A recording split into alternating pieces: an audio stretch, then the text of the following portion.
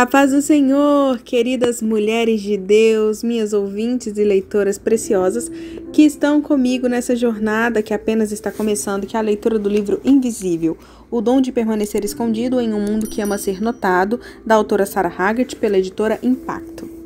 Então, estão preparadas para a nossa leitura da vez?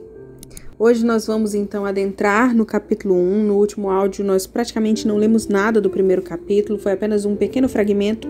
Nos atemos mais à parte introdutória, mas hoje nós vamos mergulhar profundamente nesse conteúdo.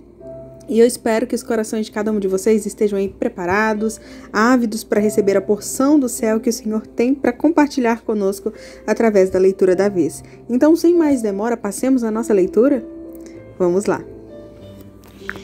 Essas questões, por fim, levariam meus olhos para contemplar a beleza invisível de uma vida escondida em Deus. Mas, como em qualquer começo, elas me deixavam desconfortável. Eu sabia que Deus olhava benevolentemente para mim, mas presumia que tal benevolência estivesse ligada ao que eu produzisse para o seu reino. Quando me sentia produtiva no ministério, não era difícil imaginar que Deus pensasse em mim com amor ou que me visse com afeição.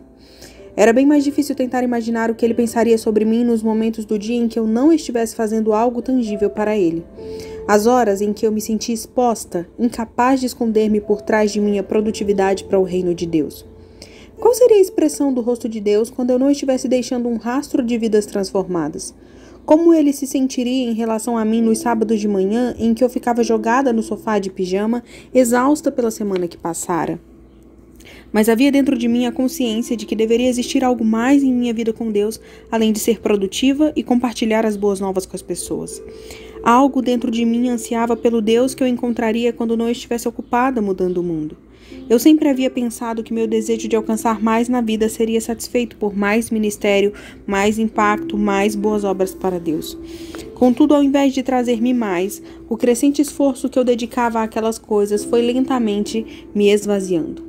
Eu achava que estivesse sofrendo de esgotamento profissional, mas era mais do que isso. Eu era motivada pela paixão de ver vidas transformadas, mas também necessitava da validação de sentir que a minha vida poderia impactar a vida de outra pessoa de maneira significativa. Ao longo do tempo, a profunda satisfação que eu senti em meu trabalho foi diminuindo. Aquele impulso constante, ainda que sutil, de agir e fazer cada vez mais, continuou levando-me a sentir inadequada. Minhas expectativas a respeito de mim mesma cresciam ao mesmo tempo em que minha capacidade de satisfazê-las desaparecia. Pior ainda, comecei a sentir-me uma peça-chave para o sucesso de Deus, mas eu não conseguia mais agir. Foi então que deixei o ministério que eu tanto admirava. Eu, um modelo de filha com sangue nos olhos, do tipo que se recusava a desperdiçar a própria vida, sucumbi. Tirei férias de compartilhar a respeito de Jesus e encontrei um emprego de tempo parcial. Durante boa parte de um ano, passei as tardes em meio à lavanda francesa importada, sabonetes artesanais e porcelanas italianas em uma boutique. Fui instruída a não tirar o pó das galinhas da Angola de porcelana e das pilhas de pratos. Aparentemente, as pessoas se sentem em casa assim.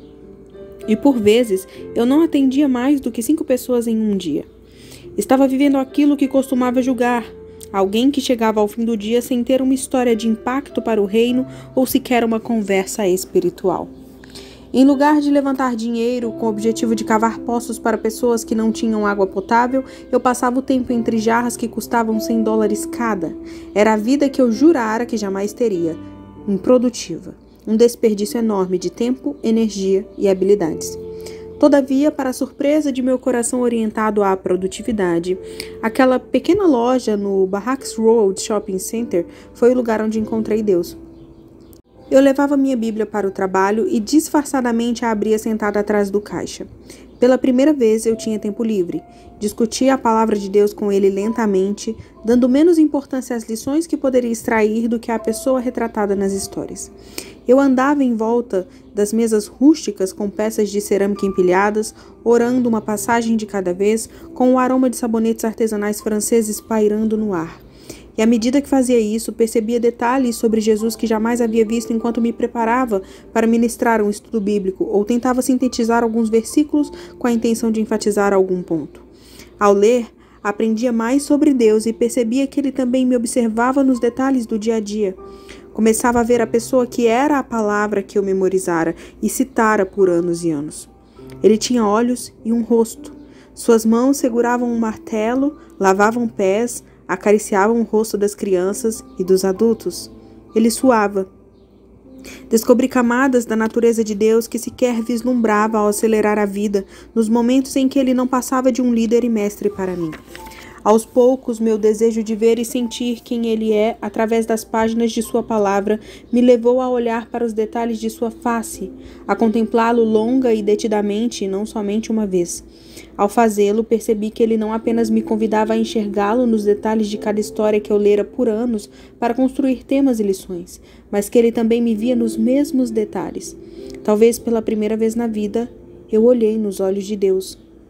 Sua vida na terra e naquelas páginas mostrava a expressão de seu rosto olhando para mim. Ao diminuir o ritmo, fui capaz de ver que ele também olhava além de minhas complexidades para conhecer e responder ao meu coração. Ele não exigia que eu o seguisse, mas me permitia contemplar apenas suas costas e seus passos firmes caminhando à minha frente. Ele estava voltado para mim e me olhava com o coração aberto e uma atitude infinitamente receptiva. Seu rosto tinha uma expressão gentil, amorosa. Ele se mostrava amoroso a mim, que nada estava fazendo para ele. Assim como uma criança precisa ver seu próprio reflexo nos olhos amorosos dos pais, eu precisava ver Deus me observando passar horas no silêncio daquela loja. Precisava ver o brilho em seus olhos quando ele olhasse para mim. Eu vivera a maior parte de minha vida cristã com essa deficiência, imaginando seu olhar opaco e duro sobre mim. Eu precisava saber que o Senhor pensava a meu respeito durante a minha inatividade. Aquele tempo em que eu nada fazia por seu reino, apenas pagava as minhas contas, comprava comida e arrumava a cama. Se Deus tinha pensamentos amorosos em relação a mim em meus momentos cotidianos, era nestes momentos que eu queria encontrá-lo. Eu queria crer que o mesmo Deus que se agradava de mim quando eu compartilhava o Evangelho, continuava sorrindo para mim quando eu levava o lixo para fora ou tirava um cochilo. Se eu pudesse olhar nos olhos do Senhor naqueles momentos ordinários e enxergasse neles o mesmo brilho, minhas suposições sobre Deus precisariam mudar. E eu queria que mudassem. Em um ano que, de acordo com os meus padrões ministeriais de produtividade, não passou de uma derrota, cresceu em mim a necessidade de me conectar com os olhos de Deus e perceber sua expressão verdadeira ao contemplar-me. Eu sabia que se eu fosse capaz, no meio de uma tarde qualquer, de ver a Deus como Criador, como aquele que gentilmente me atrai para perto de si com amor, eu conseguiria encontrar profundo descanso em minha alma. Eu não teria necessidade de trabalhar tanto para chamar a atenção de Deus, porque já a teria. Cada minuto comum do dia passaria a ser uma oportunidade de encontrar o olhar firme de Deus. Isso é estar escondido. Não é um conceito natural para ser absorvido pela mente humana. Há momentos em que Deus nos esconde. Ele pode colocar-nos em um emprego difícil ou em uma circunstância desagradável na qual nos sintamos desconfortáveis e incompreendidos. Ele pode esconder-nos em meio a uma multidão na qual nos sintamos perdidos, invisíveis, ou atrás da porta de nossas casas, trocando fraldas e fazendo o bebê arrotar. Ele faz isso para que possamos ver outro lado de sua personalidade, outro lado desse Deus que olha profunda e compreensivamente para dentro de nós quando ninguém mais está olhando ou prestando atenção, e para que revivamos sob esse olhar. Sem dúvida, estar oculto assim pode parecer indesejável a princípio. Resistimos a tais situações. Queremos sair do emprego sem futuro, livrar-nos do ministério da igreja onde não somos devidamente valorizados por aquilo que somos ou fazemos, e a maior parte de nossos amigos provavelmente nos aconselhará a cair fora. Queremos sair debaixo da montanha de roupas sujas e do serviço anônimo e ir para algum lugar onde tenhamos atenção, onde não apenas sejamos vistos, mas também apreciados, validados pelos que estão ao nosso redor. E ainda assim, mesmo enquanto clamamos para ser tirados daqueles lugares, Deus continua a usar circunstâncias desagradáveis e inflexíveis para nos mostrar aquilo que Ele vê e sabe. Sim, mesmo naquele emprego que clamamos desesperadamente para conseguir abandonar, ou naquela igreja onde parece que ninguém percebe o nosso potencial. Parece que estamos simplesmente esperando algo acontecer ou suportando as dificuldades. Porém, do ponto de vista de Deus, essas fases têm um propósito. Nas palavras de Paulo, estar oculto nos leva a pensar nas coisas que são de cima e não nas que são da terra. Colossenses 3:2. É impossível que cheguemos sozinhos a esse modo de pensar. Respiramos, pagamos nossas contas e usamos nossas palavras, tudo isso de forma temporal. Precisamos de ajuda para contemplar o invisível, as coisas dos céus, e não aquelas que podemos tocar ou medir. Nossa verdadeira vida, uma vez que passamos a conhecer o Senhor, não está no mundo temporal. Esconder-nos é a forma que Deus usa para nos ajudar a alcançar esse distanciamento, fazendo-nos abandonar aos poucos as coisas da terra, às quais nunca deveríamos ter nos apegado.